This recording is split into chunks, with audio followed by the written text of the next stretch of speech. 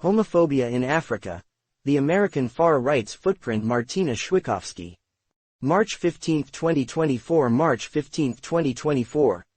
Investigations reveal how American far-right activists are contributing to rising anti-LGBTQ+ sentiment in Africa. With funding and support from Uganda to Nigeria, they're influencing laws and public opinion. A demonstrator from the coalition of Botswana Christian churches holds a banner reading, "We say no to homosexuality." Sexual minorities say they have faced a wave of abuse since Uganda's harsh anti-LGBTQ+ law was enacted last year. Image. MONIRUL BHUIYAN. AFP. Getty Images. Fundamentalist Christian churches from the United States are increasingly gaining power and influence in societies and political spheres across Africa.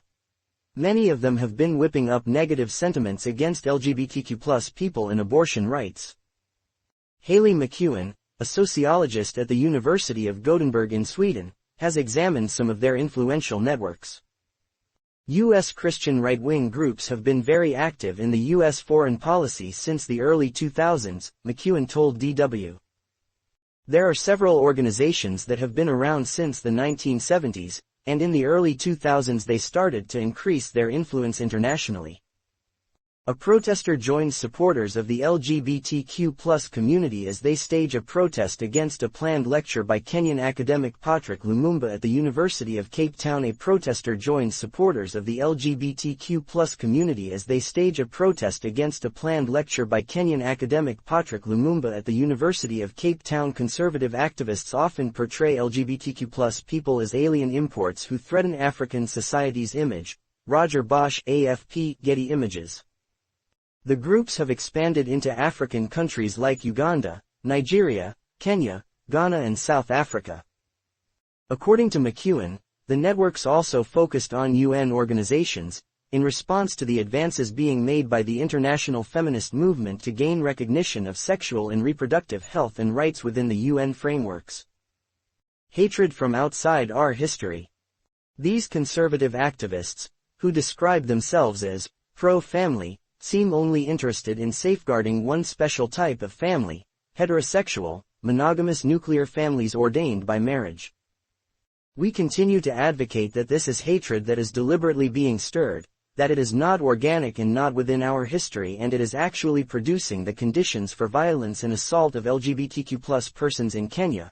Irungu Hoden, Kenya director at Amnesty International, told DW. Homosexuality has always been being practiced discreetly in what is now Kenya, according to Hoden. British colonialists enacted the first laws that criminalized gay sex in the 1930s. Ghana's anti-LGBTQ+ bill sparks fear. 141. Influence comes with money. These days, it's African leaders who introduce the new laws, which is why they've been targeted by far-right networks from the U.S. According to McEwen, these groups want to win over African leaders in order to implement what is being described as family-friendly agendas, both in their home countries and internationally at the United Nations. McEwen said this influence was also being exerted by funding African organizations which domestically propagate nuclear family policies and oppose LGBTQ+ rights and comprehensive sexuality education.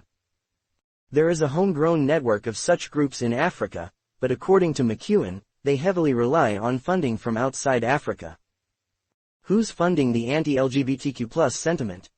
UK-based media platform Open Democracy published a 2020 report that examined more than 20 American Christian groups. The paper revealed that the groups, which are known for their campaigns against LGBTQ+ rights, access to safe abortion, contraceptives and comprehensive sex education, have spent at least $54 million (€49.5 million) in Africa since 2007. One of these groups is Christian conservative organization Family Watch International (FWI), which, according to Open Democracy, has been coaching high-ranking African politicians to oppose comprehensive sexuality education (CSE) across the continent. Uganda signs anti-LGBTQ bill into law.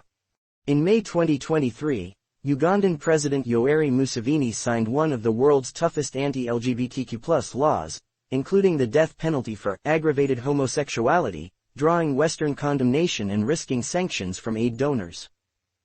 According to activist Frank Mugisha, director of Sexual Minorities Uganda, FWI was highly influential in the genesis of Uganda's legislation. However, FWI said in a statement on its website that it is opposed to the Uganda Anti-Homosexuality Act 2023, and it opposes legislation that penalizes a person for having same-sex sexual attractions or for their gender identity. Family Watch opposes the death penalty or harsh penalties in the context of Uganda's pending law and other similar bills, according to the statement. Are African LGBTQ+ rights improving? 116. Africa's tough anti-LGBTQ+ laws, stirring up hatred and acrimony. Shortly afterward, Uganda passed a law, and a Kenyan lawmaker proposed a bill that has often been described as copy-paste of the Ugandan law. The Kenyan bill is still undergoing parliamentary procedures.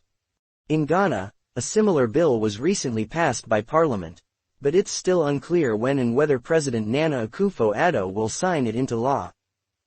There is a direct link between the emergence of hate bills in Uganda and Ghana and now Kenya with these interests, said Amnesty's Hoden.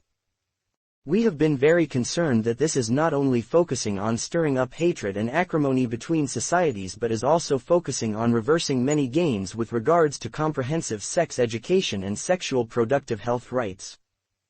This article was originally written in German.